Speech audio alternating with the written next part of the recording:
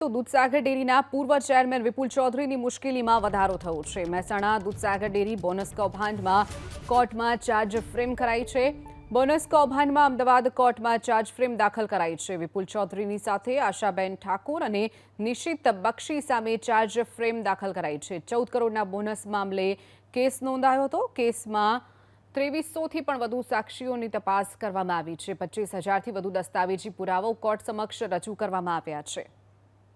વધુ વિગતો સાથે સંવાદદાતા તેજસ મહેતા આપણી સાથે ફોન લાઈન પર છે। તેજસ, દૂધસાગર ડેરીના પૂર્વ ચેરમેન વિપુલ ચૌધરીની મુશ્કેલીમાં વધારો થયો છે। કોર્ટમાં ચાર્જ ફ્રેમ દાખલ કરાઈ છે, શું વિગતો? જી, પૂર્વ ગૃહ રાજ્યમંત્રી રહી ચૂકેલા વિપુલ ચૌધરી સામે આજે કોર્ટની અંદર ચાર્જ ફ્રેમની કાર્યવાહી થઈ છે। વિશેષ અદાલતની અંદર આ કાર્યવાહી કરવામાં આવી હતી અને ખાસ કરીને આ કેસની અંદર સ્પેશિયલ પબ્લિક પ્રોસિક્યુટર તરીકે જેમની નિમણૂક કરવામાં આવી હતી તેમણે રજૂઆત કરી હતી કે આ તબક્કે આ ચાર્જ ફ્રેમ કરવો જરૂરી છે।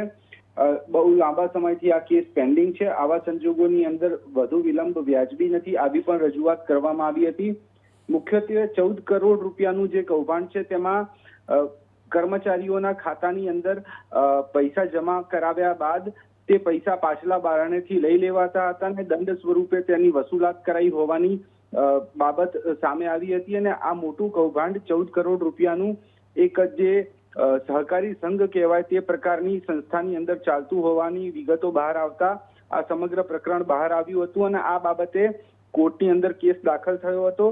કોર્ટે આજે ચાર્જ ફ્રેમની કામગીરી કરી છે, એટલે તમામ જે તહોમતદારો છે તેમની સામે ચાર્જ ફ્રેમ કરવામાં આવ્યો છે। તહોમતનામું અત્યારે રજૂ થઈ ચૂક્યું છે, તમામની ઉપર આરોપ મુકાઈ ચૂક્યા છે। આવા સંજોગોમાં અંદર આગામી સમયમાં ટ્રાયલના તબક્કે શું રજૂઆતો થાય છે, અત્યાર સુધીમાં જે દસ્તાવેજી પુરાવા અને બાકીના જે સંયોગિક પુરાવાઓ છે તે રજૂ થયા છે, તે બાદ કોર્ટે આ જે ચાર્જ ફ્રેમ કર્યો છે।